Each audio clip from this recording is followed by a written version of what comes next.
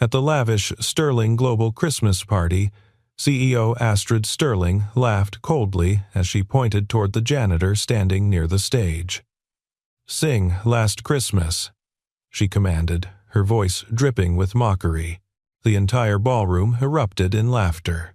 The man ducked his head, hands trembling as he took the microphone. But when he began singing in English, then continued flawlessly in 4 more languages, the laughter died completely. No one expected it. No one imagined that this moment of public humiliation would reveal a truth that left the CEO frozen in stunned silence. The champagne glasses had been clinking like ice-breaking for hours, each crystalline note echoing through air thick with expensive perfume and barely disguised ambition. Snow pressed against the floor-to-ceiling windows 47 stories above Manhattan, turning the city below into a blur of white and gold. Inside Sterling Global Tower, the Christmas party blazed with enough light to shame the stars. A massive tree towered 30 feet high, draped in white lights and silver ornaments, each branch perfect, each decoration placed with deliberate precision. The string quartet played near the entrance, their instruments gleaming under chandeliers that cost more than most people earned in a year. Astrid Sterling stood at the center of it all, her black gown fitted like armor, her diamond earrings catching the light with every movement. Her smile was sharp as winter itself, the kind that made subordinates step back without understanding why. She had been holding court among board members and international investors when her gaze swept across the room and landed on a figure that did not belong. A man in a faded janitor's uniform, cleaning cart parked near the stage, trying to stay invisible while he cleared abandoned glasses. Something about his presence irritated her beyond reason, like a splinter under the skin she could not reach. When she pointed at him and commanded him forward, the crowd parted instinctively. His work boots sounded too loud against the polished marble. When he reached her, he kept his eyes down, the picture of practiced invisibility. That was when Astrid made her choice. That was when she decided to make an example of him, to remind everyone in the room exactly who held power and who did not. She gestured toward the stage where Beatrix Moore stood with a microphone, looking uncomfortable but obedient. "We're singing carols tonight," Astrid said, her voice carrying across the ballroom. "Building team spirit. You know Last Christmas, don't you?" The question was not really a question. The room erupted in laughter, sharp and cutting. Someone whistled mockingly. Beatrix approached with the microphone, her expression apologetic but firm. This was her job. The man's fingers trembled as they closed around the device. The music started. Those familiar opening notes, syrupy and designed to evoke nostalgia. He looked down at the microphone, then up at hundreds of people waiting to laugh at him, their phones already raised. He took a breath, and when he opened his mouth, something shifted in the air. His voice was low and steady, rougher than it might have been once, but clear and true. He sang in English first, the lyrics simple and sad, but he was not stumbling. He was not off-key. He was actually good. The laughter began to falter. People exchanged confused glances. This was not going according to plan. Then, without pausing, without asking permission, the man shifted seamlessly into French. His pronunciation was flawless, his phrasing smooth as silk. Henry Caldwell, the European investor from Paris, set down his champagne with a sharp clink. He knew real fluency when he heard it. Spanish came next, the man's voice warming with the language, rhythm shifting into something passionate. Then German, precise and powerful, delivered with years of confidence.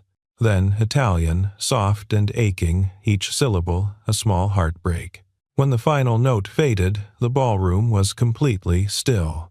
Then the applause began, thunderous and genuine. The man stood center stage, breathing hard, looking as surprised as anyone. No one had expected this. No one knew what would unravel next. The party had started 3 hours earlier, when the first guests stepped off private elevators into a transformed world. The entire executive floor of Sterling Global Tower had been converted into something out of a winter dream, every detail calculated to inspire awe and envy in equal measure. White roses climbed the marble columns, their petals perfect and cold. Ice sculptures depicting the company logo gleamed under strategic lighting, already beginning to weep into silver trays as the evening's heat built. A string quartet played Vivaldi near the entrance, their music providing an elegant backdrop to conversations conducted in multiple languages and currencies. Waiters in crisp white jackets glided between clusters of executives and international partners, offering trays of champagne and canapés that cost more than most people's monthly rent. Oysters on ice, caviar blinis, tiny works of culinary art that would be consumed in seconds and forgotten immediately. This was not just a celebration. This was a performance, staged with surgical precision by a woman who understood that in her world, power was as much about perception as profit, and appearances could make or break billion-dollar deals before a single contract was signed. Astrid Sterling was 32 years old and had built her reputation on being faster, sharper, and colder than anyone else in any room she entered. She wore her authority like armor, never softening her voice for male comfort, never hesitating in boardroom battles where men twice her age tried to intimidate her into silence through sheer volume and condescension. She had clawed her way from middle management to the corner office in just under 6 years, leaving a trail of impressed investors and bitter rivals in her wake. She never apologized. She never showed weakness. She had learned early that in corporate America, women who hesitated were devoured, and she was determined never to be anyone's meal. But tonight, standing in the center of all that forced elegance, watching wealthy people laugh and drink and pretend to enjoy themselves while mentally calculating whose career they could step on next, Astrid felt something cold and hard settling deep in her chest, pressing against her lungs until breathing became a conscious effort. She was exhausted in a way sleep could not fix. The third quarter numbers had been brutal, a perfect storm of supply chain disasters and competitor innovations that had carved 15% off Sterling's projected revenue. 2 board members had questioned her strategy during last week's meeting, their words carefully chosen to sound like concern rather than attack, but unmistakably hostile beneath the corporate politeness. Wilfred Hargrove, the board chairman, had made a point of mentioning that the European partners were growing impatient with Sterling's lack of cultural finesse, its American bluntness in negotiations that required delicacy. The subtext was clear as crystal. Prove yourself capable of managing international relationships, or step aside for someone who can. The message had been delivered with a smile, over coffee in his office, as if he were doing her a favor by being so direct. Astrid had smiled back and thanked him for the feedback, then gone to her own office and stood at the window for 20 minutes, hands pressed flat against the cold glass, trying to remember how to breathe normally. So she had thrown this party, sparing absolutely no expense, inviting every investor and journalist and power broker who mattered in the New York business community. The budget had made her CFO wince, but she had overridden his objections with cold certainty. She needed them to see Sterling Global as invincible, sophisticated, internationally competent, untouchable. She needed to erase any lingering doubt that she, a woman who had started her career answering phones in a real estate office in Queens, belonged at the top of a multinational corporation. But standing in the middle of all this carefully orchestrated excess, watching people perform enjoyment while secretly measuring her for a coffin, Astrid felt like she was suffocating. That was when she saw him, the janitor, moving quietly along the edge of the ballroom with a cleaning cart, trying to stay invisible while he cleared abandoned glasses and straightened chairs. His uniform was old but clean, the Sterling Global logo faded across the chest. He kept his eyes down, methodical in his work, but there was something in the careful way he moved that irritated Astrid beyond reason. Maybe it was the way he seemed untouched by the spectacle around him. Maybe it was the fact that he represented everything she was trying to hide. The cracks in the foundation, the ordinary people doing ordinary work while she pretended to command empires. Or maybe it was just that she needed someone to hurt, and he was there. Finn Carter had been working at Sterling Global for 2 years, always the night shift, always alone. He was 34, with the kind of quiet face that people looked past without noticing. His hands were rough from years of physical work. His shoulders permanently hunched from bending over mops and trash bins. He had learned early that the best way to survive in a place like this was to be invisible. Keep your head down. Do your job. Don't make eye contact with anyone who matters. It was a simple formula, and it had kept him employed long enough to cover rent, groceries, and his daughter's medical expenses. Louisa was 7 years old, with her mother's bright eyes and her father's quiet determination. She was the reason Finn dragged himself to work every night, the reason he swallowed his pride when managers barked orders, the reason he stayed invisible even when every instinct screamed to fight back. Louisa needed stability. She needed insurance. She needed a father who showed up, even if showing up meant scrubbing floors in a building full of people who would never learn his name. Finn had made peace with that bargain, or at least he thought he had. Tonight was supposed to be an easy shift. The party would run late, but Finn's job was simple. Stay out of sight, clean up spills before anyone complained, and leave before the guests started asking uncomfortable questions about who cleaned up after their excess. He had worked dozens of corporate events, had perfected the art of blending into wallpaper, but tonight felt different. The energy in the room was aggressive, almost desperate. The laughter too loud, the smiles too forced. Finn could feel the tension radiating off the CEO every time she moved through the crowd, her posture rigid, her eyes scanning like a hawk looking for weakness. He was wiping down a high-top table near the stage when he heard his name. Not his real name, just the generic summons that people used when they did not care enough to ask. "Hey." "You." Finn looked up and found himself staring directly at Astrid Sterling.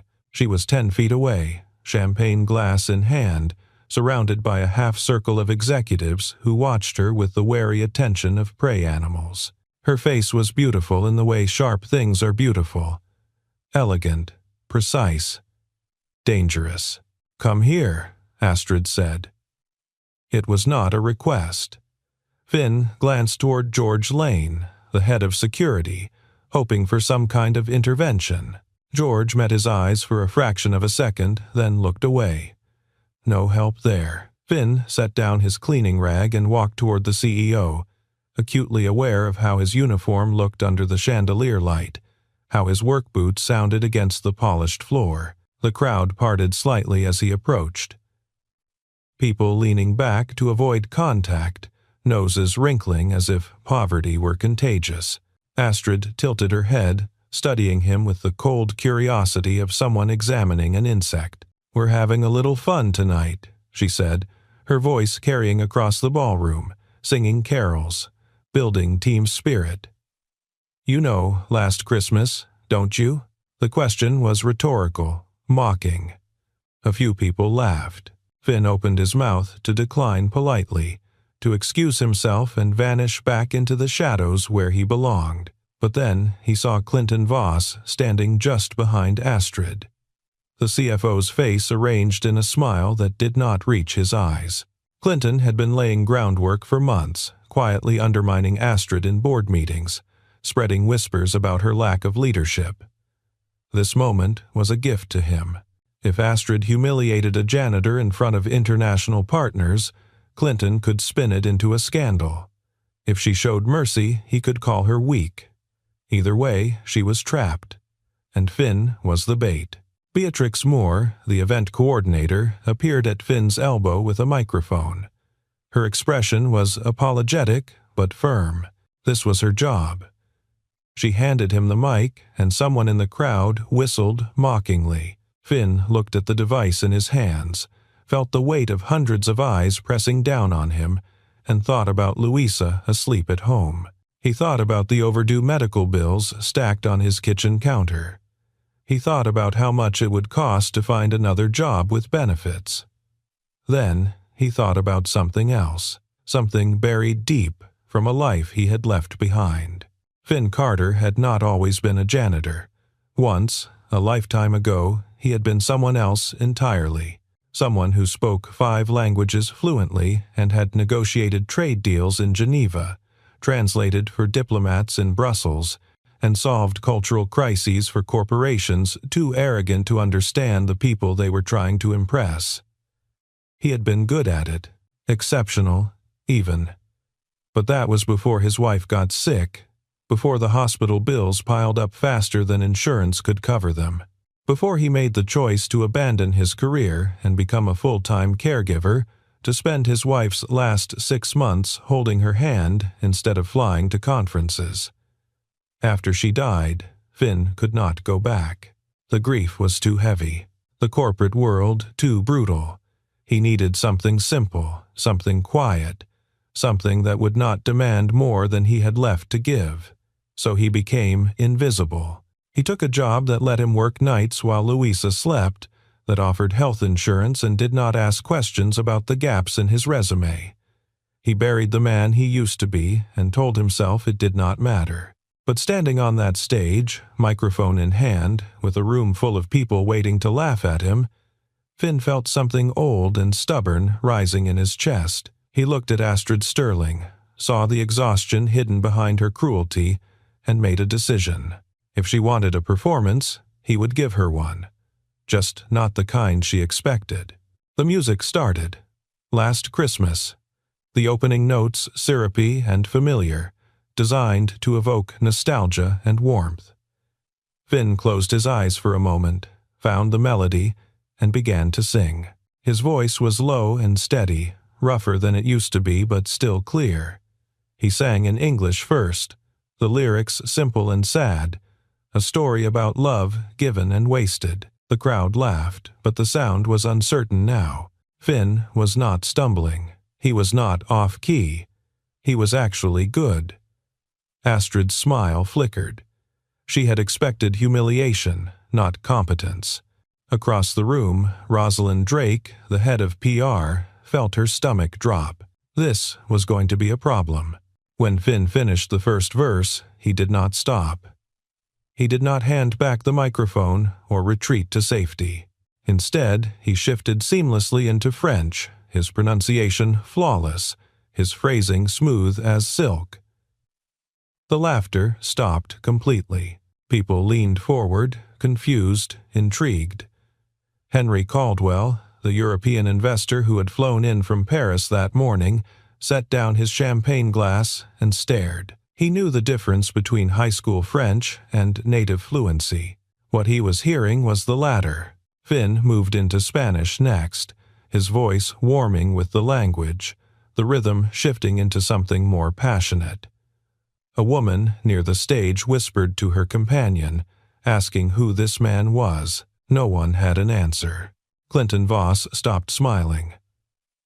Wilfred Hargrove straightened in his chair, his eyes narrowing with sudden interest. Astrid felt the air in the room change, felt control slipping away from her and toward the man on stage.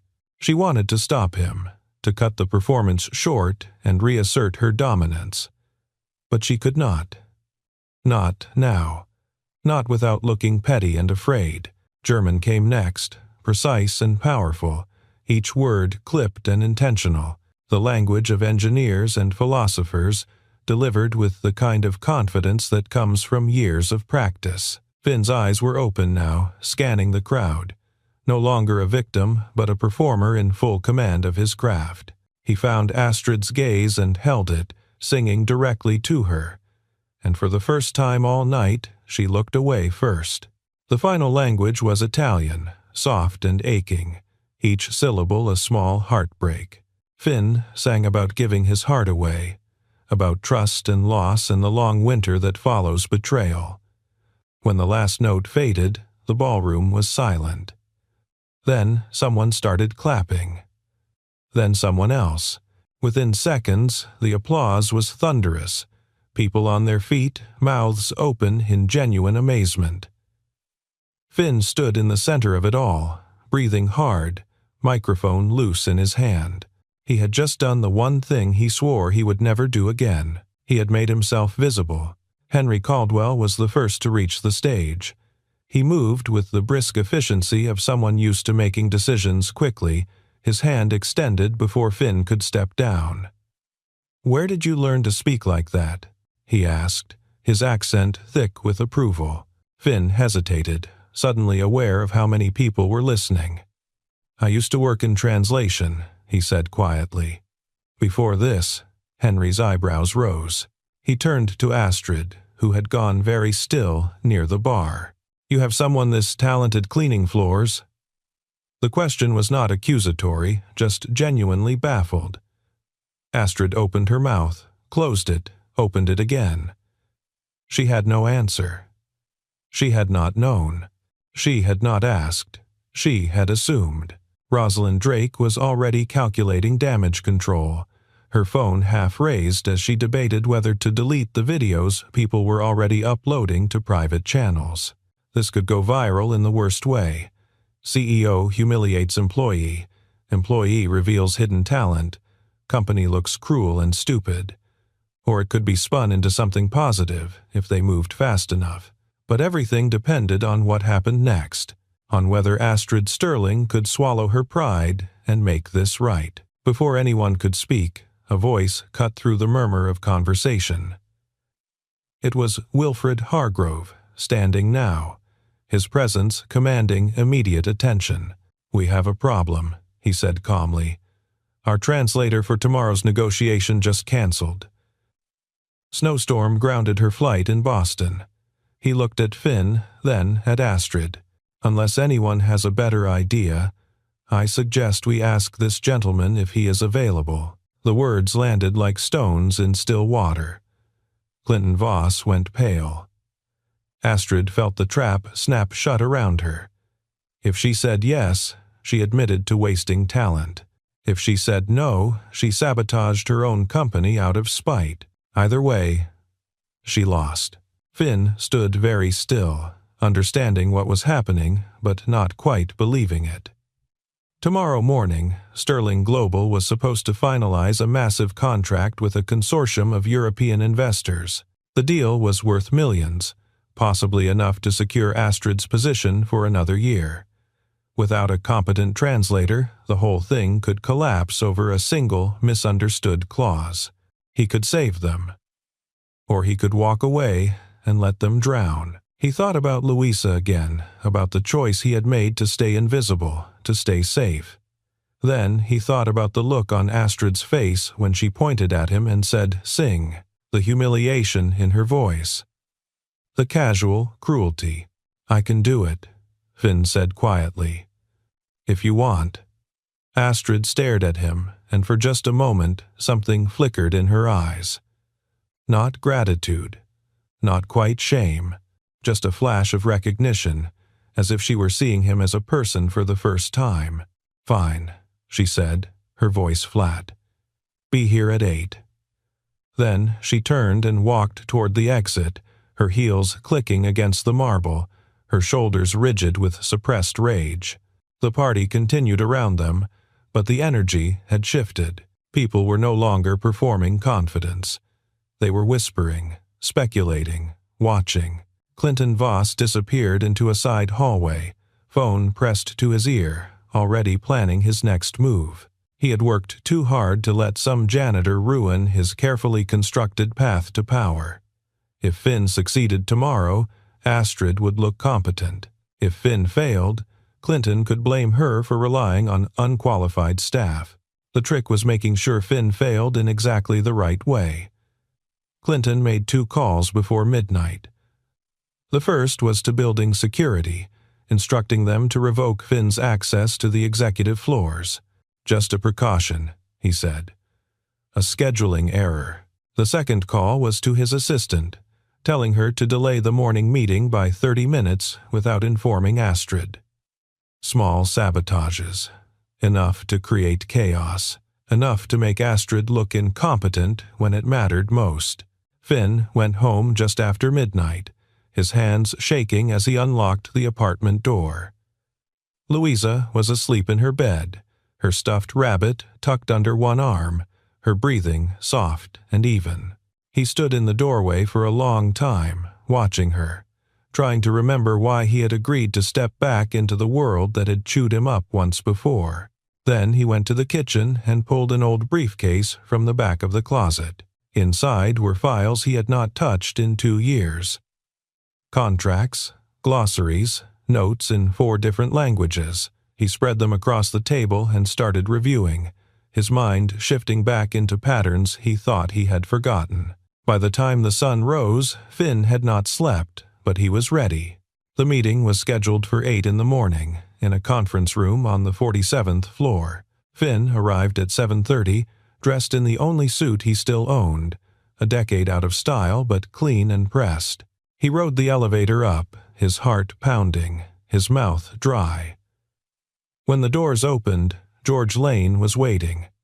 "Can't let you up here," George said, looking genuinely apologetic. "Orders from upstairs."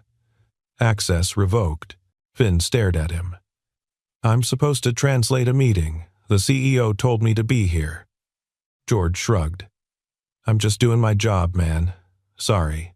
Astrid arrived at 7:45, expecting to find Finn waiting in the conference room. Instead, she found Henry Caldwell pacing near the windows, Wilfred Hargrove checking his watch with increasing irritation, and no translator in sight. "Where is he?" Wilfred asked sharply. Astrid felt ice spreading through her chest. She called down to security, demanded to know where Finn Carter was. George explained the access issue, mentioned Clinton's authorization. Astrid closed her eyes. She understood immediately. Clinton was making his move. He wanted her to fail, and he was willing to destroy the deal to make it happen. For a long moment, Astrid stood frozen, paralyzed by the realization that she had built a company culture where her own CFO would sabotage her, where cruelty was rewarded and competence punished. Then she made a choice. She opened her phone and called George directly. "Override the restriction," she said. "Use my authorization. Get him up here now." There was a pause. "Are you sure?" George asked. "That's going to cause problems with Clinton." Astrid looked at herself in the glass reflection, saw the exhaustion and fear she had been hiding for months. "I don't care," she said. "Do it." Finn stepped out of the elevator at 7:58, his heart still racing from the confrontation downstairs. Astrid was waiting in the hallway. Their eyes met, and for a moment neither spoke. Then Astrid said, very quietly, "Thank you for coming." It was not an apology. Not yet. But it was something. Finn nodded once and followed her into the conference room. The negotiation lasted 4 grueling hours. Henry Caldwell and his European partners sat on one side of the massive conference table, their expressions polite but ruthless, their questions probing every clause with surgical precision. Finn sat between the 2 groups, his voice steady as he translated not just words but intent, catching the subtle shifts in tone that could derail everything. His hands no longer trembled. His voice did not waver. This was who he used to be, and muscle memory was returning with every sentence. When the European team raised concerns about delivery timelines, Finn switched to French, his explanation flowing naturally as he clarified the logistics. Then he shifted to German to detail the manufacturing constraints, his tone respectful but firm. The Europeans nodded, satisfied. Astrid watched from her seat, barely breathing, realizing for the first time what real competence looked like when it was not hidden behind a mop and bucket. Clinton Voss sat across from her, his jaw tight, his eyes calculating. He was waiting for Finn to fail, waiting for the moment when he could swoop in and blame Astrid for relying on unqualified staff. But that moment never came. Instead, halfway through the meeting, Clinton tried to slip a liability clause into the contract, the language deliberately vague, designed to protect Sterling from responsibility while leaving European partners exposed to risk. Finn caught it immediately.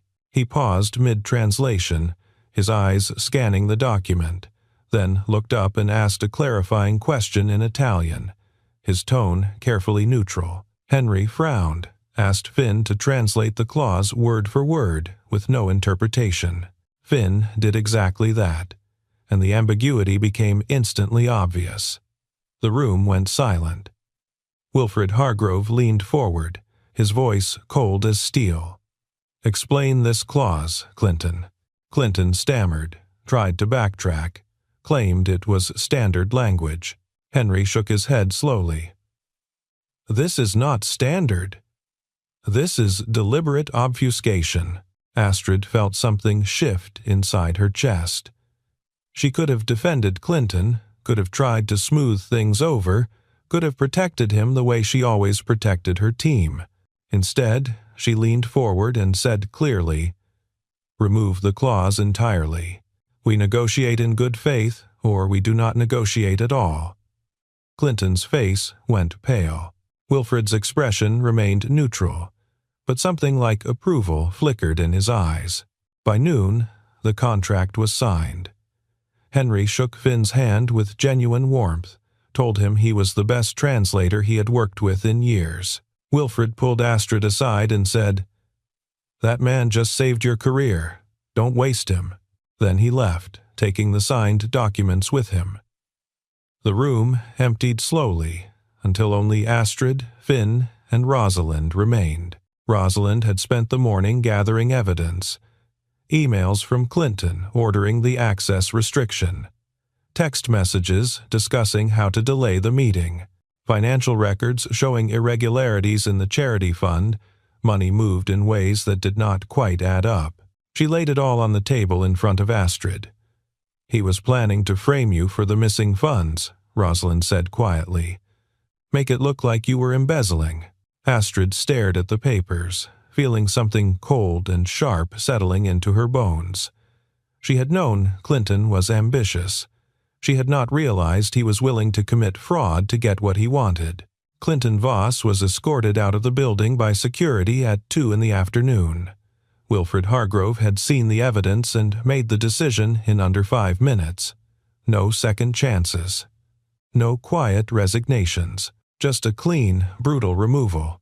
By evening, the entire company knew. By morning, the industry would know. Astrid watched it happen from her office window, feeling nothing. Just a vast, empty exhaustion. She found Finn in the break room an hour later, drinking coffee from a paper cup, still wearing the suit that did not quite fit. "I owe you an apology," Astrid said. Finn looked up, surprised. "For last night. For how I treated you. For all of it." She paused, choosing her words carefully. "I can offer you a position. Head of Cultural Liaison. Better pay, better hours. You would be good at it." Finn set down his coffee. "Why are you offering?" he asked.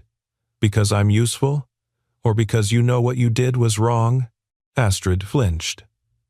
The question was fair. She thought about lying, about giving him the easy answer. Then she decided she was tired of easy answers. "Both," she said. "I was cruel because I was afraid. That's not an excuse. It's just the truth."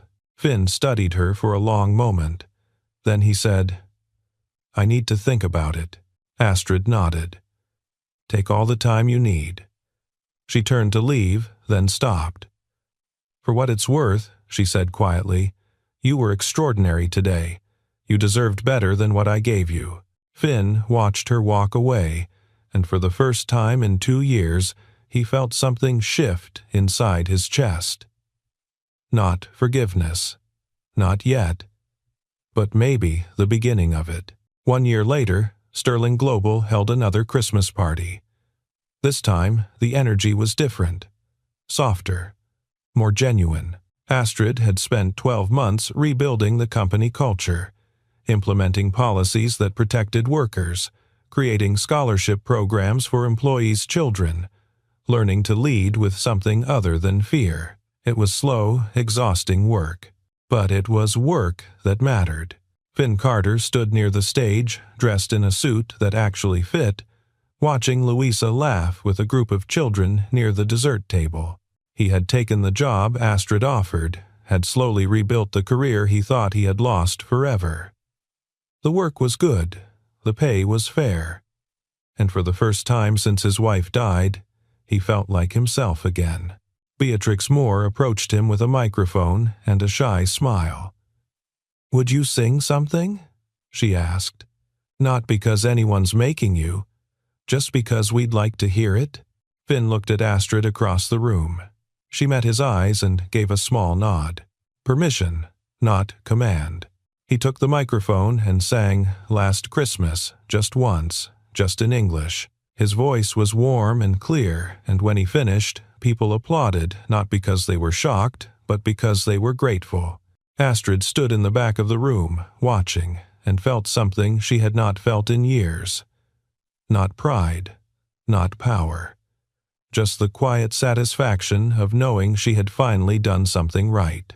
Outside, snow fell softly against the windows, turning the city into something clean and new. Inside, people laughed and talked and sang, and for one night at least, it felt like Christmas.